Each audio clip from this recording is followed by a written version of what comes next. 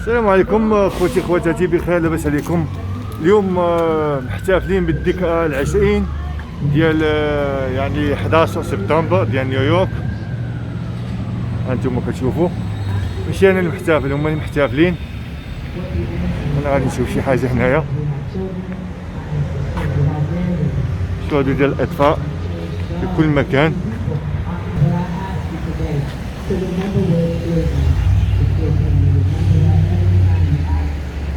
We walk, we talk, every time we do the moon because we've forgotten what it feels like to hurt. And only then, when you forget what it feels like to lose something, what it feels like to be violated, to have something taken from you, with absolutely no control or say in the matter. When you remember what that feels like, it'll be a little bit harder for you to do that to someone else. Hopefully. So today marks a day that we need to move forward in love, in understanding, in compassion, in unity.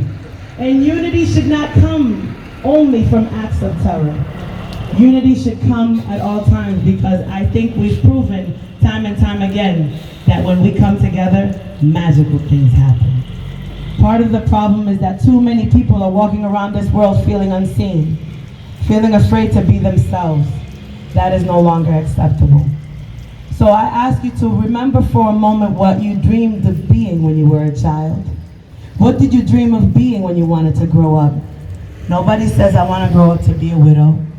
Nobody says I want to grow up to lose something or someone. Somebody wanted to be a dancer. Somebody wanted to be a painter. Somebody wanted to sing. Somebody wanted to play instruments. Right, babies? Y'all are amazing, you know that, right? Ladies and gentlemen, we're going to have a moment of silence. We're going to give it back to Mayor DiMaria.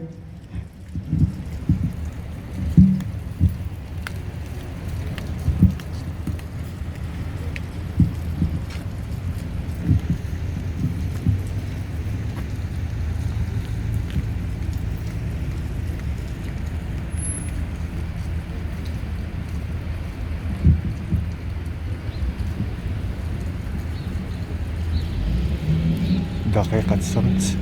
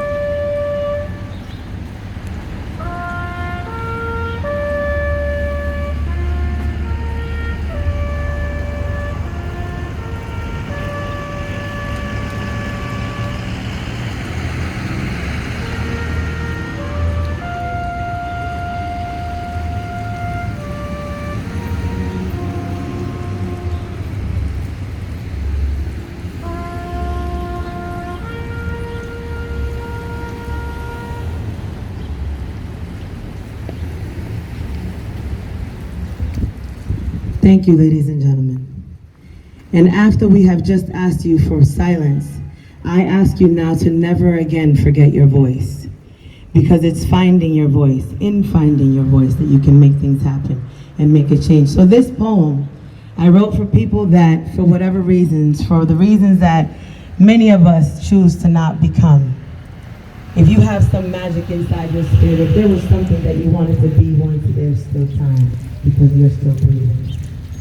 If my ancestors still talked and still walked, what would they say about the cruel world we now live in? To see all of their sacrifices sacrificed to a world of sin, futures looking grim, lives now trimmed from the exercise of dodging bullets of evil while trying to maintain a peaceful existence. Simple things taken for granted, many a seed planted in soils poisoned by deception. There's no light to bring fruit to conception, much less birth. If your souls could be measured at this point, what would be its worth?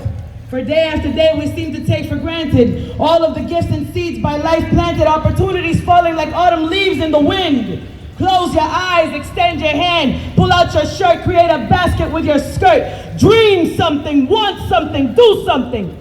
Don't continue to let life pass you by. Drop blinding cloths and finally see you have it will happen to your last dying breath. The opportunity to be a fruit-bearing tree, willing and able to nurture all those in its proximity, but instead, we consciously choose to turn our deaf ear, turn our backs out of fear, knowingly choosing not to be, and unknowingly choosing to become Jesus' fear. What if you knew that your time was near, that someone else's time was winding down? Would you choose to be an adjective, a verb, or a stagnant noun? Smile or frown, be a prince or a pauper? And would you, could you, should you not just wear, but even be allowed to look upon a jewel-bearing crown with the intent to wear it?